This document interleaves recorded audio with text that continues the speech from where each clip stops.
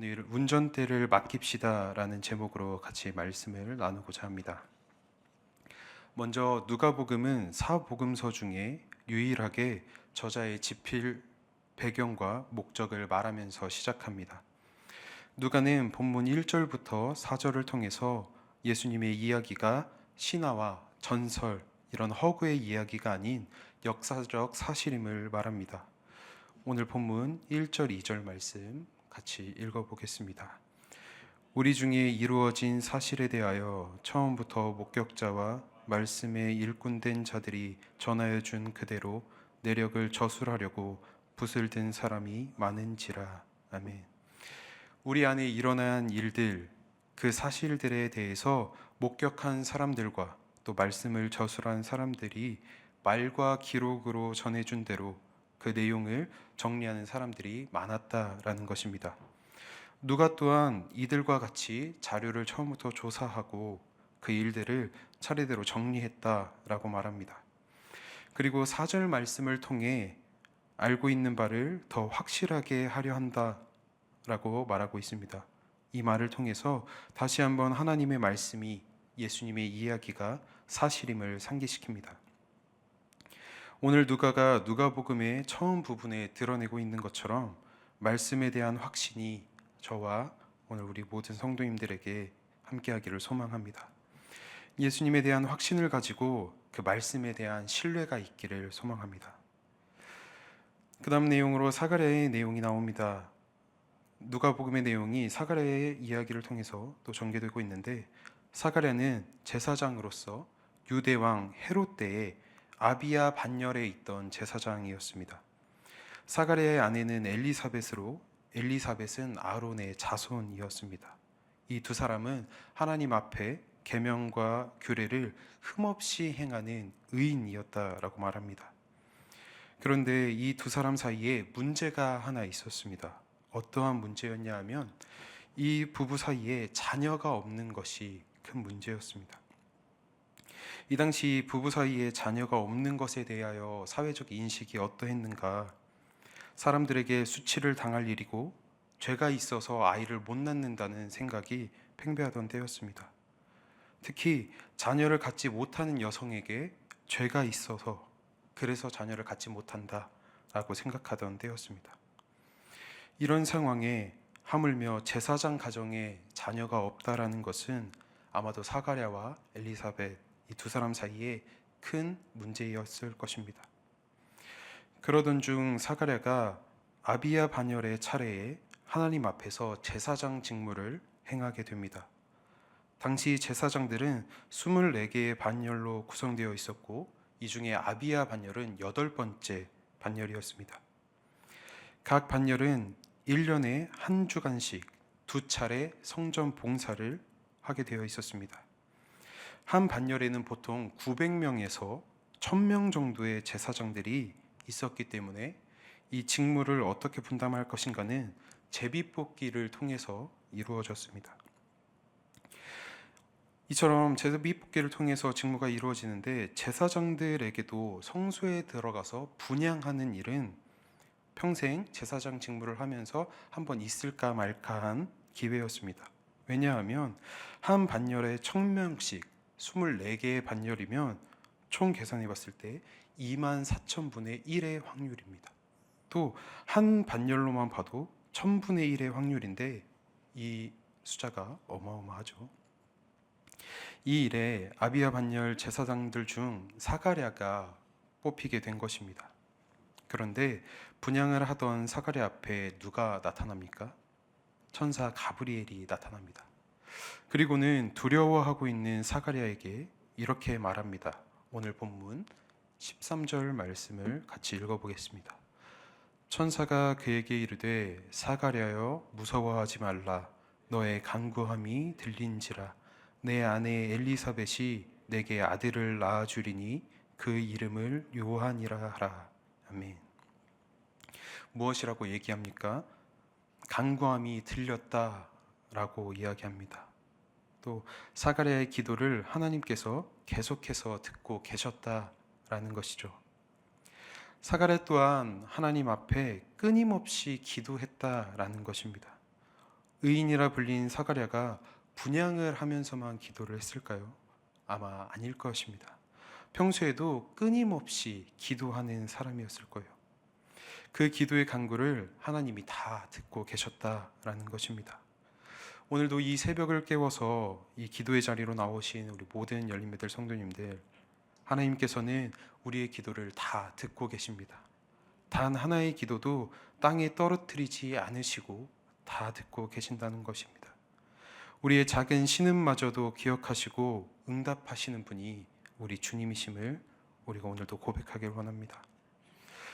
천사 가브리엘이 사가랴에게 하나님이 너의 간구를 다 들으셨다라고 말하고 또 이렇게 말하고 있습니다. 너의 아내 엘리사벳이 아들을 낳을 것이다.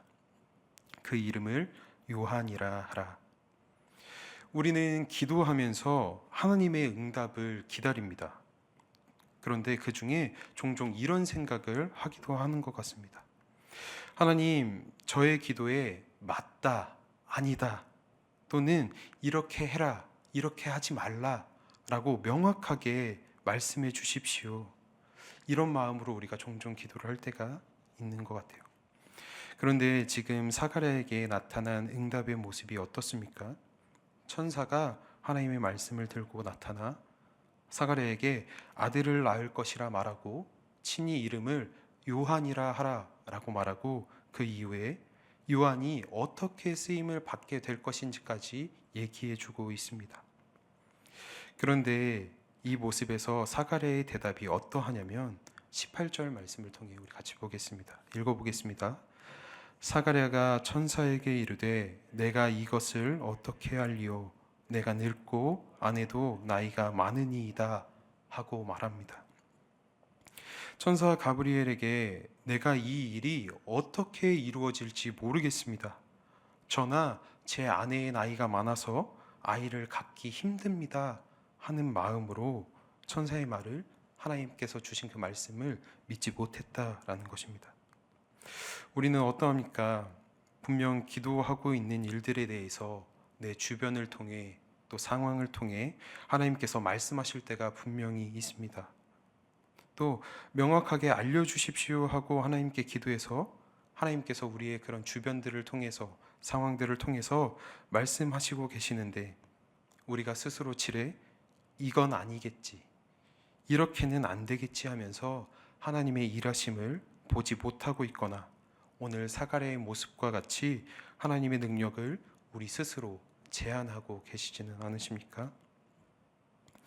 하나님께서 우리에게 바라시는 모습은 이해되지 않는 상황에서 두려워하며 스스로 단정 짓는 것이 아닙니다. 우리에게 능력을 행하시고 그 모든 상황을 인도하시는 주님을 의지하며 주님의 일하심을 기대하시기를 주님이 원하십니다. 우리 앞서 본 것과 같이 이런 사가랴의 믿지 못함에 가브리엘이 이렇게 말합니다. 19절, 20절 말씀 같이 읽어보겠습니다. 천사가 대답하여 이르되 나는 하나님 앞에 서 있는 가브리엘이라. 이 좋은 소식을 전하여 내게 말하라고 보내심을 받았노라. 보라, 이 일이 되는 날까지 내가 말 못하는 자가 되어 능히 말을 못하리니 이는 내가 내 말을 믿지 아니함이거니와 때가 이르면 내 말이 이루어지리라 하더라. 아멘. 사가랴의 믿지 못함에 사가랴를 말 못하는 자로 만드십니다. 이것을 하나님의 말씀을 불신했기 때문에 사가랴를 말을 못하게 만들었다라고도 볼 수 있지만 어쩌면 하나님의 일하심을 잠잠히 보게 하시기 위한 방법이었다고도 볼 수 있습니다. 우리도 하나님의 일하심에 대해서 궁금해할 때가 참 많습니다. 이렇게는 안 될 것 같고 저렇게 해주시면 좋겠고 때로는 하나님께 쏟아내면서 우리의 이해되지 않음을 고백할 때도 있습니다. 그런데 어쩌면 그때 우리에게 필요한 것은 늘 우리를 옳은 길로 또 가장 선한 것으로 인도하시고 일하시는 그 하나님이 어떻게 우리 안에서 우리의 삶을 통해서 그 일들을 이루어 가시는지 잠잠히 보아야 한다는 것입니다. 한 목사님께서 이런 예화를 말씀하셨습니다. 하시는 분들이 많이 계시죠. 우리가 내 차의 운전대를 다른 사람에게 쉽게 맡길 수 있습니까? 불안해서 맡기기 어렵습니다. 조금 피곤해도 내가 운전하는 게 마음 편하지 내 운전대를 다른 사람에게 쉽게 맡기기가 어렵습니다. 그런데 내 옆에 있는 분이 운전을 아주 기가 막히게 잘하시는 분이라고 생각하고 그분이 운전을 잘하는 걸 안다면 그럼 어떻습니까? 나의 운전대를 그분께 맡겨드리는 것이 쉽습니다. 그리고 운전대를 맡기고 어떻게까지 할 수 있을까요? 조수석에서 자거나 뒷자리에서 잠을 자기도 한다라는 것입니다. 어떠한 말씀이셨을까요? 우리의 삶도 그렇다라는 것입니다. 내가 운전해야 할 것 같고 하나님 믿기는 하지만 전적으로 삶의 운전대를 맡겨드리는 게 쉽지 않을 때가 있다라는 것입니다. 그런데 우리가 우리의 삶을 운전하는 것보다 하나님께서 우리의 삶을 운전하시는 게 훨씬 더 정확하시고 그리고 우리가 우리의 삶을 운전하기보다 하나님께서 우리의 삶을 더 잘 운전하신다라는 것입니다. 나보다 나를 더 잘 아시고 이 세상 모든 것을 만드신 하나님께서 우리의 삶의 운전을 더 잘 하십니다. 이 전적인 주님을 향한 믿음이 오늘 하루 가운데에도 우리와 함께 하기를 원합니다. 다시 말씀으로 돌아와서 사가랴가 말을 하지 못하게 된 후 제사장 직무의 날이 다 되어 집으로 돌아갑니다. 이후 엘리사벳이 천사의 말대로 임신을 하게 되는데 오늘 본문 24절 말씀을 같이 읽어보겠습니다. 이후에 그의 아내 엘리사벳이 잉태하고 5달 동안 숨어 있으며 이르되 엘리사벳이 임신을 했는데 어떻게 하고 있습니까? 5달 동안 숨어 지냅니다. 오랫동안 기도하고 기다려왔을 일입니다. 그런데 나가서 자랑하거나 이제 모진 소리를 듣지 않아도 된다라는 행복감에 밖에 나가는 것이 아니라 5달 동안 숨어 지낸다라는 것입니다. 왜 그랬을까요? 그것은 아마 오늘 본문 15절에 나오는 말씀처럼 모태로부터 성령 충만함을 받아 라는 천사의 말을 사가랴를 통해서 전해 듣고 그랬었을 수도 있지만 25절 말씀을 통해 보면 하나님의 은혜를 기억하고 하나님의 일하심을 전적으로 믿었다라는 것입니다. 우리 25절 말씀을 쉬운 성경으로 한번 읽어보겠습니다.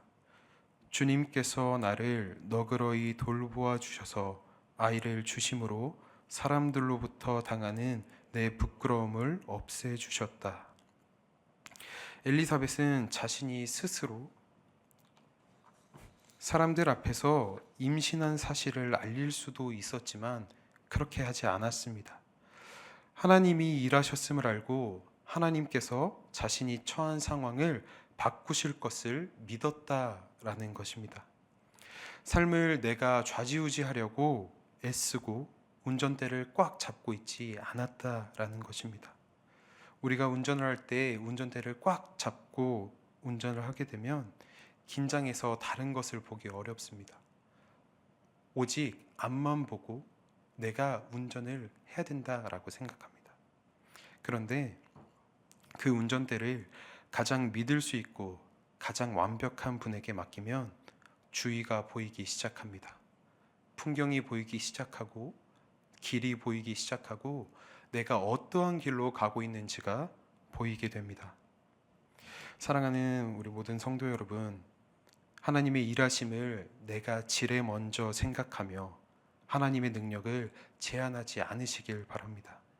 또 내 삶의 운전대를 주님께 맡겨드리고 잠잠히 하나님이 이 일들을 어떻게 이루어 가시는지를 우리가 보며 하나님이 일하실 수 있게 나의 삶의 자리를 맡겨드리고 주님 주시는 평안을 우리 모두가 누리게 되기를 소망합니다. 나의 고난과 수치를 예수님을 통하여 평안과 감사로 바꾸어 주신 그 하나님의 사랑, 그 주님의 완전하심을 우리가 오늘도 감사함으로 고백하며 나아가는 하루가 되시기를 소망합니다. 우리 같이 기도하겠습니다.